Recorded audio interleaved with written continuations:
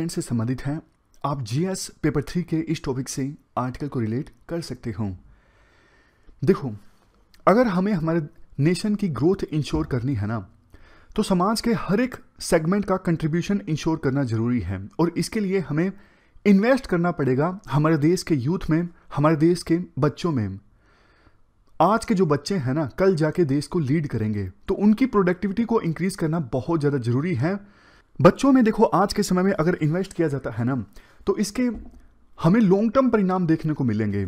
आज के समय में देखो, हमारे पास ना चिल्ड्रन और यूथ में इन्वेस्ट करने की जो विंडो है ना, वो काफ़ी छोटी है। कैसे? आपको पता है, नेशनल फैमिली हेल्थ सर्वे का जो लेटेस्ट डेटा सामने आया, उसके अनुसार हमारे देश की जो फर्टिलिटी रेट है ना, टोटल फर्टिलिटी रेट, वो स्टेबलाइज हो रही है। यानी कि पॉपुलेशन अब धीरे धीरे स्टेबलाइज होने की दिशा में आगे बढ़ रही है। तो ऐसी सिचुएशन में देखो, कुछ समय के लिए तो जो डिपेंडेंट लोग हैं ना, उनकी संख्या कम होगी, वर्किंग लोगों की संख्या ज़्यादा होगी, क्योंकि बच्चे कम पैदा हो रहे हैं। इसका मतलब बच्चे तो डिपेंडेंट होते हैं ना, तो डिपेंडेंट लोगों की संख्या कम हो जाएगी, वर्किंग लोगों की संख्या ज़्यादा हो जाएगी। लेकिन ये सिचुएशन कुछ ही समय के लिए रहेगी, क्योंकि देखो, मान लीजिए आज से आने वाले 10 सालों में अगर कम बच्चे पैदा हुए हैं, फर्टिलिटी रेट चूंकि कम हो गई है, कम बच्चे पैदा हुए हैं, तो डिपेंडेंट की संख्या तो कम है, लेकिन बाद में यही बच्चे तो आगे जाके यूथ बनेंगे ना, तो यूथ भी तो कम होंगे ना। यूथ कम होंगे तो वो लोग जो बूढ़े हो रहे हैं हमारे देश में, उनका शेयर इंक्रीज हो जाएगा। उनका शेयर इंक्रीज हो जाएगा तो डिपेंडेंट्स की संख्या फिर से इंक्रीज हो जाएगी, जैसे जापान में है। तो फर्टिलिटी रेट अभी कम हो रही है ना, ये विंडो है हमारे पास, छोटी सी विंडो है, इसमें हमें अच्छे से काम करना होगा। अदरवाइज फिर हमारे देश में जो एवरेज एज है ना, वो इंक्रीज हो जाएगी, फिर हम हमारे यूथ में ज्यादा इन्वेस्ट करके भी कुछ उखाड़ नहीं पाएंगे ज्यादा, ऐसा राइटर बोलना चाहते हैं। टाइम आज है यूथ में इन्वेस्ट करने का, जैसे राइटर डेटा भी देते हैं। ये डेटा देखिए, आज के समय में देखो, फर्टिलिटी रेट है 2.0 और 2011 में हमारे देश में मीडियन एज थी 24, जो कि आज है 29 और 2036 में ये बढ़ के हो जाएगी 36। तो इंडिया अभी डेमोग्राफिक ट्रांजिशन के बिल्कुल बीचों बीच है, उसका फायदा हमें उठाना चाहिए। देखो, जो एशियन टाइगर्स है ना, जैसे सिंगापुर, साउथ कोरिया, ताइवान, इन्होंने अपने डेमोग्राफिक डिविडेंड का बहुत अच्छे से फायदा उठाया। हमें इनसे लेसन सीखने की आवश्यकता है। कौन से लेसन सीखने की आवश्यकता है? देखो, हमारे देश में ना जो अडल्ट लोगों का पर कैपिटा कंजम्पशन है ना, वो कम है। मतलब सिंपल भाषा में बोलूं तो हमारे देश में यूथ जो है ना, अडल्ट मान लीजिए, वो कम पैसा खर्च करते हैं। कम पैसा खर्च करेंगे तो मतलब इकोनॉमिक एक्टिविटीज कम होंगी और इकोनॉमी में कंट्रीब्यूशन भी कम होगा। बाकी देशों की अपेक्षाकृत हमारे देश में अडल्ट का पर कैपिटा कंजम्पशन कम है। इसके बाद राइटर बोलते हैं कि भैया इसे आप अपडेट करवा लो, ये नेशनल ट्रांसफर अकाउंट असेसमेंट को, जो इस प्रकार का डेटा देता है कि हमारे देश में अडल्ट का जो कंजम्पशन है वो कितना है। ये डेटा काफ़ी समय से अपडेट नहीं हुआ है, इसको अपडेट करवा दो और हर एक स्टेट का अलग से इस प्रकार का डेटा होना चाहिए अडल्ट कंजम्पशन निकालने के लिए। उसके बाद नेक्स्ट सजेशन, आप बच्चों में और एडोलसेंट में, यानी किशोर अवस्था में जो लोग हैं ना, उनमें इन्वेस्ट करो। पर्टिकुलरली देखो, चिल्ड्रन का और एडोलसेंट्स का न्यूट्रिशन लेवल इंप्रूव करने में और लर्निंग आउटकम इंप्रूव करने में सरकार को ध्यान देना चाहिए। हमारे देश में ना सेकेंडरी एजुकेशन के बाद जो यूनिवर्सिटी में अगर बच्चा एंटर करता है या फिर वोकेशनल स्किल बच्चा हासिल करता है, ये ट्रांजिशन बहुत कमजोर है। सिंपल भाषा में देखो, अगर बोलूं तो 12वीं के बाद बच्चा जो एजुकेशन हासिल करे ना, चाहे वोकेशनल कोर्स करे या फिर कॉलेज एजुकेशन हासिल करे, वो ऐसी होनी चाहिए जो बच्चे को प्रिपेयर करें एम्प्लॉयमेंट के लिए। लेकिन हमारे देश में ऐसा होता नहीं है। आप अपने आप से क्वेश्चन पूछ के देखिए, कितने सारे कॉलेज तो हमारे देश में ऐसे हैं जो नाम की डिग्री देते हैं, कोई फायदा नहीं होता, बस डिग्री मिल जाती है कि बच्चा अब ग्रेजुएट हो गया है। क्या कोई स्किल, क्या कोई वैल्यू एडिशन होता है बच्चे में? 3 साल 4 साल अगर वो लगाता है, नहीं होता। यही चीज हमें इंप्रूव करने की आवश्यकता है।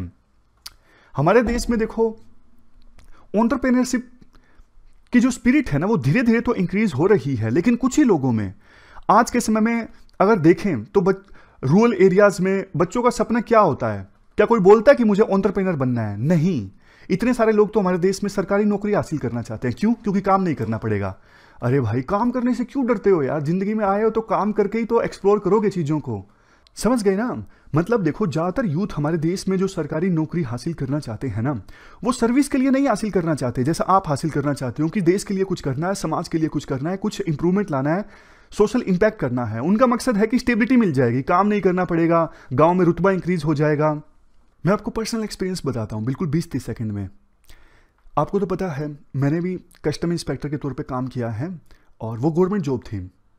जब छोड़ी थी तो सैलरी भी मतलब ठीक ठाक थी, 60,000 इज़ हैंडसम अमाउंट हमारी जैसी मिडिल क्लास फैमिलीज़ के लिए। तो जब मैंने छोड़ा ना, तो आस पड़ोस के लोगों ने, इवन परिवार के लोगों ने भी बहुत बोला, अरे मत छोड़ो, सरकारी नौकरी कौन छोड़ता है, इसमें तो लाइफ सेट है, रिस्क बिल्कुल नहीं है। तो मैंने कहा अरे रिस्क ही तो चाहिए, और क्या चाहिए जीवन में, रिस्क चाहिए। खैर आगे चलते हैं। तीसरा हमारा पॉइंट था, हेल्थ में सरकार इन्वेस्ट करें। देखो, हेल्थ में हम हमेशा डिस्कस करते हैं सरकार बहुत कम इन्वेस्ट करती है, सिर्फ 1% ऑफ जीडीपी, बहुत कम है दूसरे डेवलप कंट्रीज की अपेक्षा करते। Next point, reproductive health care services सरकार प्रोवाइड करे। रिप्रोडक्टिव हेल्थ केयर सर्विसेज, जैसे कि देखो, बहुत से लोग अभी फैमिली प्लानिंग करना चाहते हैं, लेकिन उनकी जो आवश्यकताएं हैं वो पूरा नहीं हो पाती, या तो उनको अवेयरनेस नहीं होती, या फिर उनके पास टूल्स नहीं होते, इक्विपमेंट्स नहीं होते फैमिली प्लानिंग से संबंधित। समझ गए? तो फैमिली प्लानिंग की जरूरतें सभी लोग पूरी कर सकें, ऐसी सरकार सर्विसेज प्रोवाइड करें, यानी reproductive health care services. Next point, education.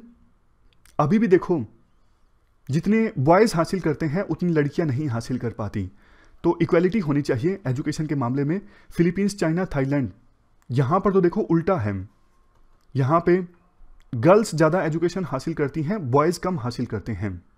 खास करके बात करें सेकेंडरी और टर्सरी स्कूल्स की, तो इस ट्रेंड को हमें रिवर्स करने की आवश्यकता है। जेंडर इक्वालिटी होनी चाहिए एजुकेशन के मामले में, इवन सेकेंडरी एजुकेशन के मामले में भी और टर्सरी एजुकेशन के मामले में भी।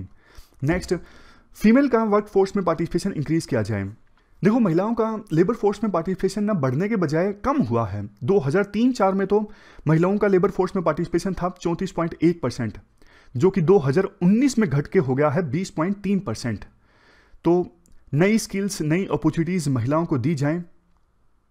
जो लड़कियां क्लास 10th पास करती हैं उनको चॉइस दी जाए कि कौन सी वो स्किल्स सीखना चाहते हैं, और उस स्किल को सीख के वो अप्रोप्रिएट वर्क हासिल कर सकें। वैसे देखो, एक पॉइंट जो मैं बोल रहा था ना बीच में, वो बात रह गई कि इतने सारे लोग सरकारी नौकरियों के पीछे मतलब तैयारी करते हैं, अगर वो उनमें अगर हम एंटरप्रेन्योरशिप की स्पिरिट जगा दें तो कितना बढ़िया हो, कितनी इनोवेशन हमारे देश में आए, और वो एंटरप्रेन्योर बनेंगे तो सोच के देखिए, और दूसरे लोगों को रोजगार भी देंगे, और इसी से तो हमारी इकोनॉमी ग्रो करेगी ना। अगर देखो, हमारे देश का युवा सिर्फ सरकारी नौकरी हासिल करना चाहता है तो देश बहुत ज़्यादा देखो डेवलपमेंट के रास्ते पर आगे नहीं चल सकेगा। देश आगे तब बढ़ सकेगा, वेल्थ हमारे देश में तब क्रिएट होगी जब हमारे देश के युवा ज़्यादा एंटरप्रेन्योर बनने के बारे में सोचेंगे। आपको वैसे देखो, एक बात आपके मन में पक्का ये भी आई होगी कि हम तो खुद ही सरकारी नौकरी की तैयारी कर रहे हैं, सिविल सर्विसेज भी तो सरकारी नौकरी है। देखो, ये सारे पॉइंट्स आपके लिए नहीं है।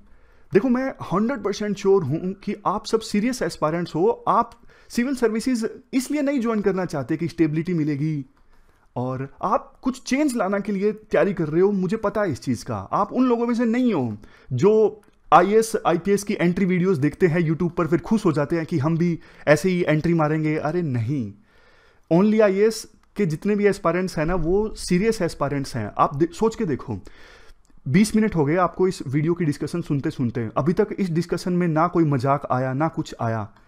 ऐसी डिस्कशन कौन सुनना चाहेगा, इतनी बोरिंग? आप बताओ। आप ये डिस्कशन सुन रहे हो, इसका मतलब आप बिल्कुल सीरियसनेस के साथ तैयारी कर रहे हो। यू आर मैन और वुमेन विद नो नॉनसेंस। चलो, बहुत हो गया। इसके बाद 7th पॉइंट देखो, ये है कि हमारे देश में जो स्टेट्स और डाइवर्सिटी है ना, उसको यूटिलाइज करने की आवश्यकता है। जैसे देखो, साउथ इंडियन स्टेट्स में जो फर्टिलिटी रेट है ऑलरेडी कम हो गई थी, वहां पे यूथ की संख्या ऑलरेडी कम है, जबकि यूपी, बिहार, यहां पे फर्टिलिटी रेट अभी कम नहीं हुई है। तो दोनों के बीच में जो गैप है ना, इसको यूटिलाइज करो। वर्कफोर्स अभी ज्यादा है बिहार, यूपी में, तो उस वर्कफोर्स को इस्तेमाल करो साउदर्न स्टेट्स में। इसके बाद नेक्स्ट पॉइंट, सेंट्रल गवर्नमेंट और स्टेट गवर्नमेंट्स दोनों मिलकर काम करें इस डेमोग्राफिक डिविडेंड की खिड़की को यूटिलाइज करने के लिए। क्योंकि देखो, जो एशियन टाइगर्स कंट्रीज है ना, साउथ कोरिया, सिंगापुर, ताइवान, इन्होंने बहुत अच्छे से यूथ के पोटेंशियल को यूटिलाइज किया अपनी इकोनॉमी को आगे ले जाने के लिए। हमारे देश में भी सेंट्रल गवर्नमेंट और स्टेट्स को मिलकर काम करना होगा कई सारे इश्यूज पे, जैसे migration, ageing, skilling, female workforce participation, urbanisation, और ना सिर्फ सेंटर और स्टेट्स को बल्कि अलग अलग मिनिस्ट्रीज को और डिपार्टमेंट्स को भी मिलकर काम करना होगा गवर्नेंस को इंप्रूव करने के लिए, और ये सारे जो पॉइंट्स हमने डिस्कस किए उनको इंप्लीमेंट करने के लिए। तो ये पूरा इशू हमने डिस्कस किया, चलते हैं आगे।